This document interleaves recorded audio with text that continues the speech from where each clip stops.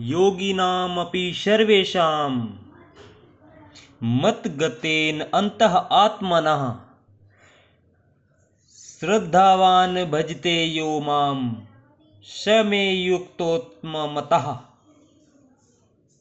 भगवान श्री कृष्ण कहते हैं कि हे अर्जुन, और समस्त योगियों में से जो योगी अत्यंत श्रद्धापूर्वक मेरे परायण है, अपने अंतःकरण में मेरे विषय में सोचता है और मेरी दिव्य प्रेमा भक्ति करता है, वह योग में मुझसे परम अंतरंग रूप में युक्त रहता है और सबों में सर्वोच्च है। यही मेरा मत है। तात्पर्य जानेंगे।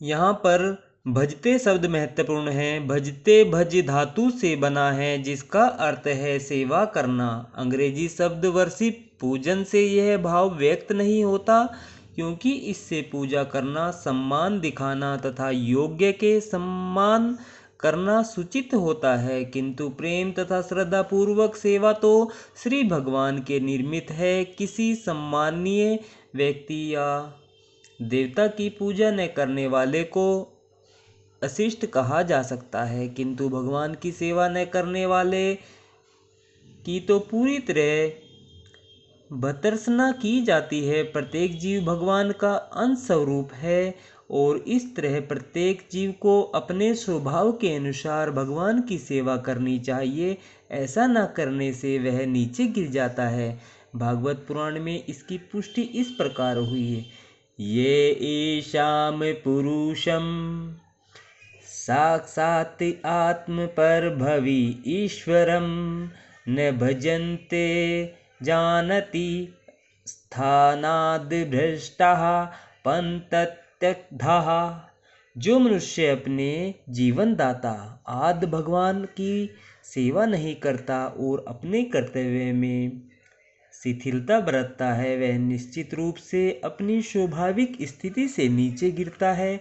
भागवत पुराण के इस श्लोक में भजंती शब्द व्यक्त हुआ है। भजंती शब्द का प्रयोग परमेश्वर के लिए ही प्रयुक्त किया जा सकता है, जबकि वर्षिप पूजन का प्रयोग देवताओं या अन्य किसी सामान्य जीव के लिए किया जाता है। इस श्लोक में प्रयुक्त अवजानती शब्द भगवत गीता में भी पाया जाता है। अवजानती माम मूढ़ा, केवल मूर्ख तथा धूर्त भगवान कृष्ण का उपवास करते हैं। ऐसे मूर्ख भगवत भक्ति की प्रवृत्ति न होने पर भी भगवत गीता का भाष्य कर बैठते हैं। फलतः वे भजंती तथा वर्षिप शब्दों के अंतर को नहीं समझ पाते। भक्ति योग समस्त योगों की परिणति है। अन्य योग तो भक्ति योग में भक्ति तक पहुँचने के साधन मात्र है। योग का वास्तविक अर्थ भक्ति योग है। अन्य सारे योग भक्ति योग रूपी गंतव्य की दिशा में अग्रसर होते हैं। कर्म योग से लेकर भक्ति योग तक का लंबा रास्ता आत्म साक्षात्कार तक जाता है। निष्काम कर्मयोग इस रास्ते का आरंभ है। जब कर्मयोग में ज्ञान तथा वैराग्य की वृद्धि होती है तो यह अवस्था ज्ञान योग कहलाती है। जब ज्ञान योग में अनेक भौतिक विधियों से परमात्मा के ध्यान में वृद्धि होने लगती है और मन उन पर लगा रहता है तो इसे अष्टांग योग कहते हैं। इस अष्टांग योग को पार करने पर जब मनुष्य श्री भगवान कृष्ण के निकट पहुंचता है तो यह भक्ति योग कहलाता है। यथार्थ में भक्ति योग ही चरम लक्ष्य है, किंतु भक्ति योग का सूक्ष्म विश्लेषण करने के लिए अन्य योगों को समझना होता है। अतः जो योगी प्रगतिशील होता है वह शाश्वत कल्याण के सही मार्ग पर रहता है। जो किसी एक बिंदु पर दृढ़ रहता है और आगे प्रगति नहीं करता, वह कर्म योगी, ज्ञान योगी, ध्यान योगी, राज योगी, हठ योगी आदि नामों से पुकारा जाता है। यदि कोई इतना भाग्यशाली होता है कि भक्ति योग को प्राप्त हो सके तो यह समझना चाहिए कि उसने समस्त योगों को पार कर लिया है। अतः कृष्ण भावना भावित होना योग की सर्वोच्च अवस्था है। ठीक उसी तरह जैसे कि हम यह कहते हैं कि विश्व भर के पर्वतों में हिमालय सबसे ऊंचा है, जिसकी सर्वोच्च चोटी एवरेस्ट है।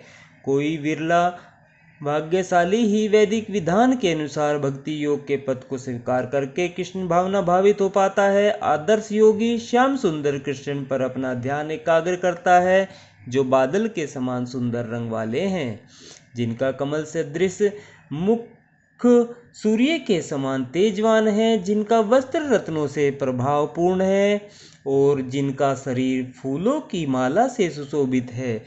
उनके अंगों को प्रदीप्त करने वाली उनकी ज्योति ब्रह्म ज्योति कहलाती है। वे राम, नरसिंह, वाराह तथा श्री भगवान कृष्ण जैसे विभिन्न रूपों में अवतरित होते हैं। वे सामान्य व्यक्ति की भांति माता यशोदा के पुत्र रूप में जन्म ग्रहण करते हैं और कृष्ण, गोविंद तथा वासुदेव के नाम से जाने जाते हैं। वे पूर्ण बालक, पूर्ण पति, पूर्ण सखा तथा पूर्ण स्वामी हैं और वे समस्त ऐश्वर्यों तथा दिव्य गुणों से ओतप्रोत हैं। जो श्री भगवान के इन गुणों से पूर्णतया अभिज्ञ रहता है, वह सर्वोच्च योगी कहलाता है। योग की यह सर्वोच्च दशा केवल भक्ति योग से ही प्राप्त की जा सकती है, जिसकी पुष्टि वैदिक साहित्य से होती है।